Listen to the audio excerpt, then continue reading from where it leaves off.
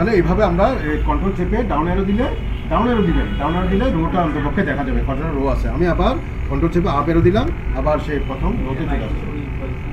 একদম last rho থেকে আবার প্রথম রোতে আসার জন্য কন্ট্রোল চেপে আপ অ্যারো, উপরে অ্যারো, আপ অ্যারো। আচ্ছা, এখন দেখেন আমি রোটা যদিও আমরা তো বলছি, আমি তো দেখতে পারতেছি, তারপরেও ফর্মুলার মাধ্যমে যদি রো কয়টা আছে সেটা বের করতে চান তাহলে ইকুয়াল টু আর ও লিখবেন। আরও লিখে এখানে রোজ আসবে, লিখছেন রোজে ডাবল ক্লিক করবেন, তারপর রোজের বেলায় কলাম সিলেক্ট করবেন। এটা খেয়াল রাখবেন, রো বের করার সময় কলাম সিলেক্ট করবেন আর কলাম বের করার সময় রো সিলেক্ট করবেন, এটা খেয়াল রাখবেন। তাহলে আমি রোজে এবারে আমি যেহেতু বি কলামে লিখছি, তাহলে আমি উপরে বি কলাম ক্লিক করলাম। বি কলাম ক্লিক করলে দেখেন সব রো সিলেক্ট হয়ে গেছে, একদম ওই 10,38 সিলেক্ট হয়ে গেছে। এবার আমি এন্টার দিলে 10,38,576 সংখ্যাটা চলে আসবে। এটাও কিন্তু আপনাদের এমসিকিউতে আসতে পারে। হ্যাঁ, এমসিকিউতে আসতে পারে যে এক্সেলে প্রতিটি শীটে কলাম কটা থাকে, ওখানে দিবে এরকম প্রতিটি শীটে রো কটা থাকে, এভাবে সংখ্যা দিবে। তো আপনি এই সংখ্যাটা এখন দেখে নিলেন, 10,48,576 হচ্ছে রো আর 16,384 হচ্ছে কলাম। আচ্ছা, এভাবে আমরা এটা বের করলাম। এবার দেখেন আমি সিফট করলাম, সিফট করে ডিলিট দিলাম, বসে গেল।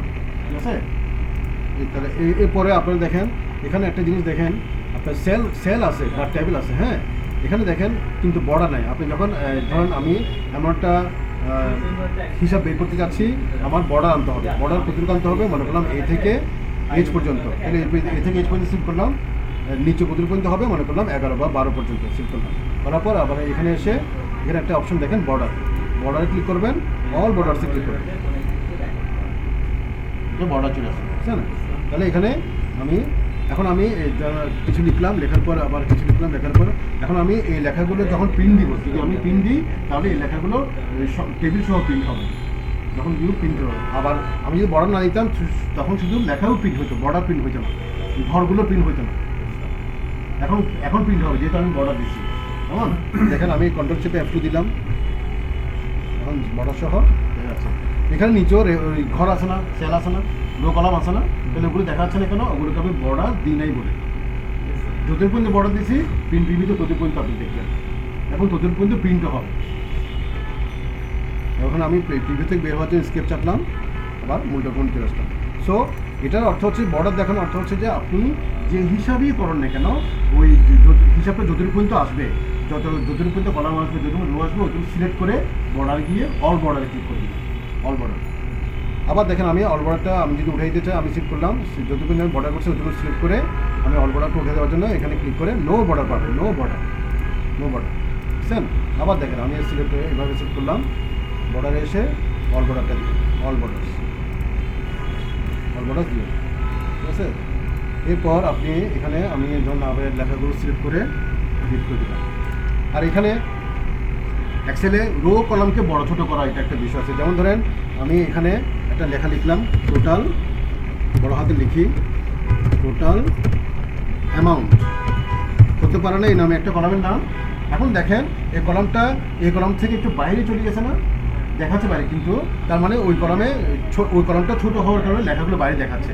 তাহলে কলামকে বড় করতে হবে কীভাবে, আমাকে এই কলাম বড় করতে হবে না, তাহলে মাউসকে আমি এই কলামের ডান পাশে আসলাম, কালো কার্ডটা প্লাস চিহ্ন আসছে না, মাউসকে ডাবল ক্লিক করলে তাহলে সেটা অটো ফিট হয়ে যাবে, লেখা পর্যন্ত কলামটা বড় হবে।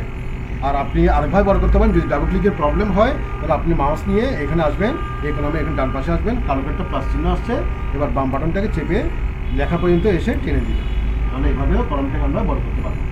রো কলম বড় হবে ডানে বামে, কেমন বড় ছোটো হবে, আর রো বড় ছোটো হবে উপর নিচে। তাহলে আমি মনে করলাম এই রোটাকে এইভাবে টেনে দিলাম, তাহলে রোটা বড় হবে। আবার দেখেন আবার ছোটো করতে হবে, তাহলে আবার এখানে এসে টেনে দিবেন। এভাবে আমরা রোকে বড় ছোটো করবো, রো বড় ছোটো হবে উপর নিচে, আর কলম বড় ছোটো হবে ডানে বামে। আবার ধরো এইভাবে একটু মনে করলাম বেশি বড় করে ফেলছেন, ছোটো করতে হবে না, তাহলে একটু এখানে বামে আনতে হবে, এটাই হচ্ছে ছোটো কলম। ডাবল ক্লিক করে পারলে এটা ভালো হয়। ডাবল ক্লিক করে কলম বড় করার অর্থ হচ্ছে যে লেখা বরাবর কলমটা ততদিন কিন্তু বড় হবে। আর আপনি মাউস দিয়ে টেন দিলে তাহলে হয়তো একটু কম বেশি হতেই পারে, কেমন? এই জন্য ডাবল ক্লিক করাটা বেটার হবে। এইভাবে আমরা রো কলমকে বড় ছোটো করবো। এগুলো হচ্ছে এক্সেলের বেসিক জিনিস, এটা খেয়াল রাখবেন। এবার আমি এটাকে ডিলিট করে দিলাম, আবার এটাকে কলমটাকে একটু ছোটো করে দিলাম। এখন দেখেন কিছু এক্সেলের বেশি কিছু, তবে হ্যাঁ আরও কিছু বেসিক দেখানোর আগে আরেকটু জিনিস বলি, যেগুলো আমরা অলরেডি ওয়ার্ড থেকে করে আসছি। ফাইলকে এক্সেলে ফাইল কীভাবে সেভ করতে হয়, যেভাবে আমরা ওয়ার্ডকে ফাইল সেভ করছি ঠিক সেরকম। তারপরে ফাইল ক্লোজ করা, ওপেন করা, সেম অপশন। তারপরে একটু দেখেন, আমি অফিস বাটনে গেলাম, সেভে ক্লিক করলাম। সেভে ক্লিক করে আমি ফাইলটা মনে করলাম সেভ করবো 2 দিয়ে। হ্যাঁ, 2 দিয়ে আমি একটা ফাইল আছে অলরেডি, আমি 21 দিয়ে সেভ করি, 21 দিয়ে ফাইলটা সেভ করি। 21 লিখে সেভে ক্লিক করলাম, আমার ফাইলটা দেখছেন টাইটেল বারে ফাইল নেমটা দেখা যাচ্ছে। ফাইল নেমও দেখা যাবে, কোন প্রোগ্রাম কাজ করতেছি সেই প্রোগ্রামের নামটাও দেখা যাবে টাইটেল বারে। আচ্ছা, এবার আমি প্রোগ্রামটা ক্লোজ করতে, ফাইলটা ক্লোজ করতে চাইলে অফিস বাটন ক্লোজ। আবার 21 নামে যে ফাইলটা সেভ করছি ওটা ওপেন করতে চাইলে অফিস বাটন ওপেন। দেন আমি ফাইল নেমের আমার ফাইল নেমটা লিখে ওপেনে ক্লিক করলে ফাইলটা ওপেন হবে। এভাবে আমরা এক্সেলে file save, file close, file open এভাবে করতে পারবো। এবার আসেন ভেরি ইন্টারেস্টিং কয়েকটা বিষয় নিয়ে এবার দেখি। যেহেতু এক্সেলটি হিসাবে কাজ করা, কেমন তো হিসাব যে হিসাবে করেন না কেন, যে হিসাবেই কাজ করেন না কেন, ওখানে সিরিয়াল নাম্বার নামে একটা কলাম আসবে না?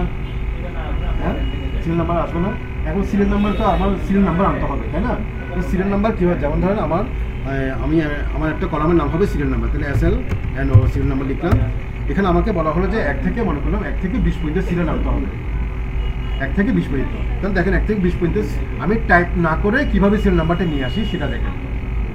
এবং এটা আপনাকে ভালোভাবে দেখতে হবে, কেন আপনাদের, কারণ না জানলে তো আপনাকে টাইপই করতে হবে, আর টাইপ করাটা পরিশ্রম করে না, টাইপ করতে হবে সময়ও যাবে। তাহলে আপনি এটা হচ্ছে সহজে কীভাবে আনতে এটা শিখতে হবে। তাহলে দেখেন আমি কীভাবে 1 থেকে 20, আমি যে সিস্টেমে 1 থেকে 20 আনবো, একই সিস্টেমে 1 থেকে 2000 আনতে পারবেন।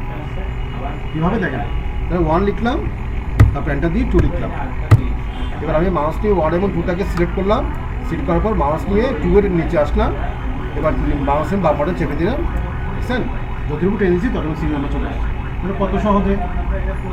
হ্যাঁ, আবার দেখেন কন্ট্রোল Z দিলাম, উঠে গেল। আবার দেখেন 1 এবং 2 টাইপ করবেন, দেখা লাগবেন। আবার 1 এবং 2 টাইপ করার পর মাউস নিয়ে 1 এবং 2টাকে এইভাবে সিলেক্ট করবেন, সিলেক্ট করে মাউসের 2 এর নিচে আসবেন, কালো একটা প্লাস চিহ্ন আসছে, ওটা আপনার টেনে দিবেন, সিরিয়াল নাম্বার চলে আসছে। কেমন? ধরেন 13 তো আপনার আসবে 20 পর্যন্ত, তো অসুবিধা নেই, 13 থেকে আবার টেনে দেন, আবার টেনে দেন। এই যে ডান পাশে নাম্বার দেখা যাচ্ছে না, বাস ডান পাশে নাম্বার দেখে ছেড়ে দেবেন, ঠিক আছে? তাহলে এইভাবে আমরা সিরিয়াল নাম্বারটা আনবো। এরপর দেখেন আর কী কী সিরিয়াল আসতে পারে। মান্থের একটা সিরিয়াল আছে না, 12 মাসের একটা সিরিয়াল আছে না। তাহলে আমরা দেখেন মান্থও কীভাবে আনতে পারি। মান্থ লিখলাম, জানুয়ারি লিখবেন, প্রথমে জানুয়ারি লিখবেন। মান্থের ক্ষেত্রে জানুয়ারি ফেব্রুয়ারি লিখতে হবে না, শুধু জানুয়ারিটা লিখলেই হবে। তাহলে জানুয়ারি লিখবেন। এবার আপনি এখানে ক্লিক করে ড্র্যাগ করে দিলেই, বুঝছেন, অক্টোবর আসছে না। এবার আমরা এখানে এসে আবার পরে এখানে এসে ড্র্যাগ করে দিলে ওই পরেরগুলো চলে আসবে। এই যেমন ধর এখন কিছু লেখা কলম বাইরে চলে আসছে না, তাহলে কলমকে বড় করতে হবে, এখানে এসে বড় করে দিলাম, বুঝছেন? ঠিক আছে। তারপর আর দেখেন কী কী সিরিয়াল আনতে পারি। আমরা ডেগুলো আনি, ডে ধরেন ফ্রাইডে লিখলাম, ফ্রাইডে লেখার পর এবার আমি এখানে ক্লিক করে ড্র্যাগ করে দিলাম, ঠিক আছে। তারপর এখানে এসে ডাবল ক্লিক করলাম, দেখছেন কলামটা লেখা বরাবর। তাহলে আমরা সিরিয়াল কী কী আনতে পারি দেখছেন, সিরিয়াল নাম্বার, মান্থ, ডে। আরেকটা করি, সেটা হচ্ছে যেটা ভেরি ইম্পর্টেন্ট, ডেট আনতে হবে না। আপনি ধরেন ডিসেম্বর পুরো মাসে একটা হিসাব করতে চাচ্ছেন, তাহলে ডিসেম্বরের পুরো মাসে হিসাব করলে ডিসেম্বরের পুরো তারিখ আনতে হবে না। হ্যাঁ, কোন দিনে কি কতটা ইনকাম হয়েছে, এক্সপেন্স, তাহলে পুরো মাসের একটা মাসের পুরো ডেট আনতে গেলে ধরুন আমি 01/0/12/24, মানে আমি ডিসেম্বর মাসের পুরো মাসের তারিখ আনতে চাচ্ছি। তাহলে প্রথম তারিখটা আমাকে টাইপ করতে হবে 01/12/24, এরপর এন্টার দিব। এবার আমি মাউস নিয়ে যে তারিখটা দিচ্ছি ওখানে ক্লিক করলাম, ক্লিক করার পর এখানে মাউস আনবো, কালো করে একটা প্লাস চিহ্ন আসবে, টেনে দিবেন, যতটুকু টেনে দিবেন ততটুকু ডেট চলে আসবে। দেখেন 1 2 3। তাহলে এখানে টাইপ না করে যে আমরা কীভাবে সহজে এগুলো নিয়ে আসতে পারি। এক্সেল সেই সুবিধাটা আপনাকে দিচ্ছে, আপনি সেটা অবশ্যই করবেন, নাহলে তো আপনাকে টাইপ করতে হবে। কেমন? এভাবে আমরা আরও এক্সেলের কিছু বিষয় আছে, এগুলো আমরা করবো, তবে ডেট এগুলি করবো। এরপরে এখন আপনারা কী করবেন, জাস্ট এক্সেল প্রোগ্রামটা ওপেন করবেন, ওপেন করার পর আমি যেগুলো দেখা দিচ্ছি ওগুলো একটু করবেন। বর্ডার আনবেন, আবার রিপিট করে বর্ডার আনবেন, ফাইল সেভ করবেন, ফাইল ক্লোজ করবেন, ওপেন করবেন, বর্ডার আনবেন, কিছু লিখবেন, লিখে বিভিন্ন সেলে কিছু লিখবেন, লেখার পর সব লেখা সেভ করে ডিলিট করে দিয়ে মুছবেন, মানে ডিলিট করে দিয়েছি লেখা মুছতেও এটা বোঝার জন্য। কেমন? এগুলো করবেন। তারপর সিরিয়াল নাম্বার আনবেন, মান্থ আনবেন, ডে আনবেন, ডেট আনবেন, ঠিক আছে। এগুলো আপাতত এগুলো করেন, তারপর আমি আপনাকে অবশ্যই পরে জিনিসগুলো দেখা দিই। এগুলো বেসিক জিনিস, এগুলো আপনাকে করতে হবে।